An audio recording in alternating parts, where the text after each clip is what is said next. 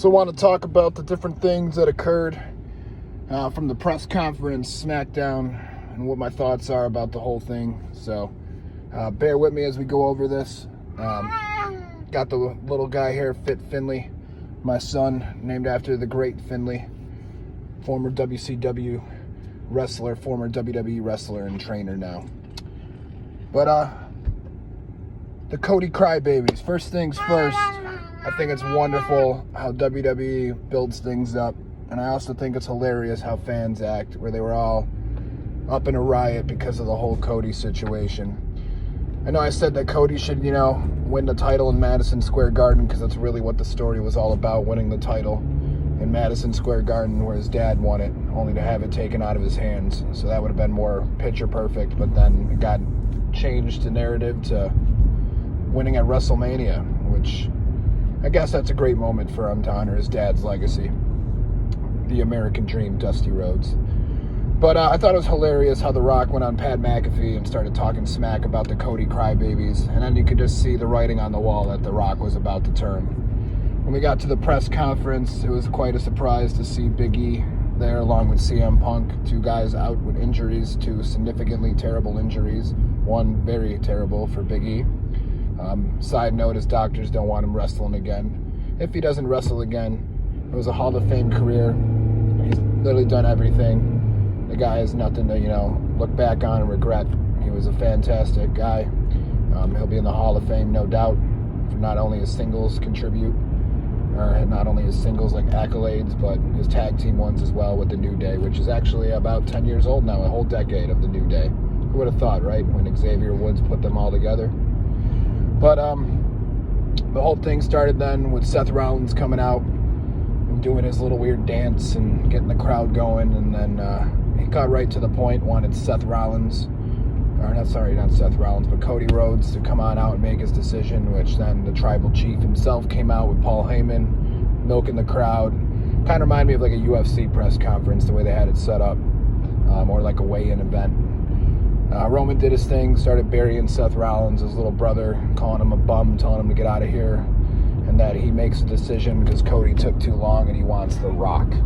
So then cue The Rock, who came out to some mixed reaction. You could tell right then and there that there was something going on with the way he was reacting to the crowd. He then started cutting his promos, and he started out like a baby face, did pretty nice. Then it kind of got more and more tweener, and then by the end of the whole segment, he went full-blown heel. But The Rock pulled his whole family tree, had the whole thing put up there, minus like his kids, the Roman Reigns kids, the Usos kids and all that. But it was cool seeing their legacy of all the wrestlers and famous people on there. I thought it was interesting that they had the different wrestling names on there for most of them. They didn't have the Samoan Werewolf for Jacob Fatu, but they had him on there, which was awesome. Free agent. Probably see him joining as The Rock's muscle just because Roman has Solo. I mean, that'd be a really cool storyline if they went from there. But we'll see what happens with that. But anyway, side note too from there, if you didn't notice, The Rock had a different title under his name, kind of like a high chief one. So that was kind of interesting. No one really pointed that out or went into full detail about it. But something to note. So The Rock said, they're bound in blood and this is going to be a battle. And they went and shook hands, and then cue Cody Rhodes' music came out, cussing, saying the BS word and all this, and then he said that he's making the decision and he wants Roman. So then it became Roman picking on him some more, The Rock kind of just standing there looking goofy, Seth Rollins just being irrelevant in the background, which is sad to see. And then all of a sudden we had Cody disrespecting the family, but not really. He was just saying that if their grandfathers were there, that they'd be disappointed in Roman. And just like anyone, you may be able to, in the family, you may be able to pick on your brother or your cousin or whoever in your family, but if someone else does, that's when they have a problem with you, because only you can pick on your family. So that's when The Rock whole demeanor changed, and he was insulted by Cody disrespecting his family. And then he told Cody, "I got a problem with you, Cody." And then he slapped him across the face. Crazy to see how big The Rock is compared to Cody Rhodes. Cody Rhodes is not a small man in his own right, but The Rock was like a monster. He just slapped him, and his whole hand was like a mitt, just right across Cody's whole face and head. Cody went down. Triple H, Adam Pearce, Magnus, Nick Aldis himself, and then security were trying to break it up. Seth Rollins was doing his own thing, trying to get involved in there to make himself look relevant to this whole storyline, which really it doesn't for him. And then that's where it kind of ended. Another cool spot in the whole night was when after that occurred, CM Punk, they asked him how he felt about it, and he said Cody was too political or too nice, and that he would have punched The Rock right in his face. And it was cool if you saw, because The Rock was looking in the crowd then to see where CM Punk was sitting, because it was broadcasted throughout the arena. And then he noticed where CM Punk was, and he was just giving him the 1,000-mile stare, which was neat. Kind of, a throwback to when they fought years ago and The Rock beat Punk. Maybe they're teasing something in the future, who knows. And then got to the backstage. Triple H was asked about it. Said it was, explosive. It's great. WrestleMania. We're on the road to WrestleMania. And then that's when The Rock came up with Roman Reigns and Paul Heyman. And he said he's going to slap the effing teeth out of Cody's mouth if Triple H don't fix it. So where I think they're going with this is I think they're going to do a tag match in the future. It's probably going to build up the bloodline more. I could see them adding in some more people just to make it, more of a challenge, kind of build up the adversity for Mr. Cody Rhodes on the road to WrestleMania. And then have Seth Rollins have something to do too, just because they can put him probably in a tag match, because he said he could be back in a few weeks, which he probably should just take it easy. Anytime when you injure your knee is not too fun. I know myself after my last MMA fight, but it was interesting to see that. Where they go from there, I don't know. What did Paul Heyman say? That they still had years to go with this storyline, so I think there could be a lot more different avenues that they're going to approach. It'll be fantastic to see. I thought it was kind of weird how on SmackDown they had Triple H address it by saying, basically The Rock doesn't have the authority. Haha. Wink, wink, like Triple H. But it was weird how they announced the Elimination Chamber and that. They might go in the direction with Drew McIntyre, which I'm tired of seeing. That guy just keeps losing. Like, what's the point? He's lost twice now to Cody Rhodes. Or not Cody Rhodes, Seth Rollins. So, and I guess he lost to Cody Rhodes too, if you think about it, in his last match before getting back to WWE. But doesn't really make sense for Drew, even though he seems to be the guy that they're going to push for Seth Rollins, which disappointing unless they go the Sammy route and have Sammy fight Drew at Mania. The way I see it is it's got to be somebody from SmackDown that wins this, right? Because if Cody wins the title and takes it to Raw, that means that whoever wins the World Heavyweight title's got to take it to SmackDown. And years ago, the World Heavyweight title was SmackDown's title. So, and with Raw getting a big focus going on Netflix and that in the future, it just makes sense when they do the swap there. So, Randy Orton qualified.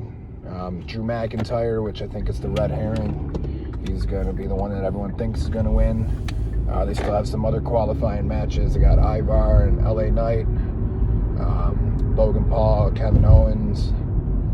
So I think honestly where it's probably going to end up, because really none of them are heels, I think it's going to be LA Knight getting his moment. Triple H said be patient. Just would make sense. He's the top 2 merchandise mover behind Cody after everything that's been going on in the company. With the allegations with Mr. McMahon and them trying to steer away from it and create, great content to distract everybody.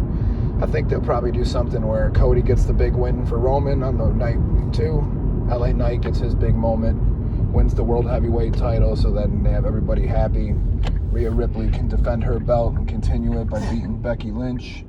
And then they can have Bayley win her title and have all the baby faces win.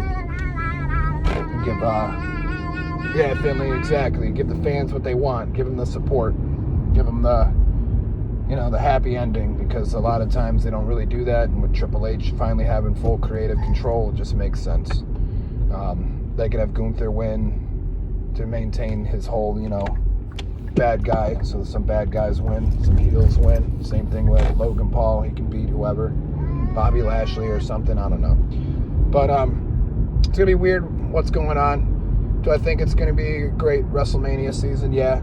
Do I think there's going to be twists and turns? There already's been. So could there be more? Absolutely. I think the Samoan werewolf's going to show up at some point. Jacob Fatu.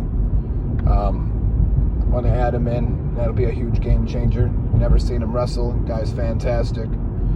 He should have pretty much been in the enforcer spot, but he was in MLW, held up in his contract, tried to be there for the Samoan Council event that they were going to have, but they couldn't do it, so it would have been cool to see him then. But now I'm being a free agent, it's only a matter of time before he gets in there with WWE, and they see the other talent that they got, not only with him, but, you know, with the Usos and Solo.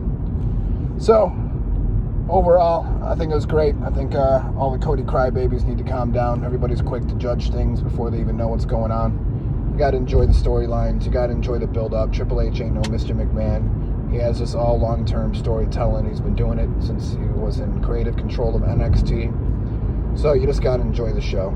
Triple H knows what he's doing. He's not Mr. McMahon. He's not going to push the big muscle head guys just because he likes muscles. He's not. He's going to push the guys that are over. He's going to push the guys that bring in money. They're in their biggest financial boom that they've ever had. So it only makes sense. Enjoy the road to WrestleMania. If you like my reviews, like, comment, subscribe.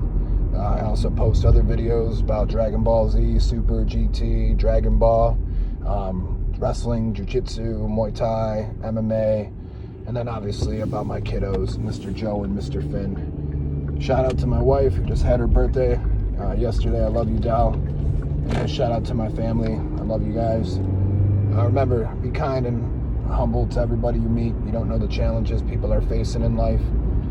Everybody has a tough road ahead of them. There's always obstacles thrown in your way. But just be kind, be helpful, be hardworking, and do what you have to do, and life will reward you for it. See you in the next video. And in honor of Matt Cardona's old persona, take care, spike your hair. Woo, woo, woo, you know it.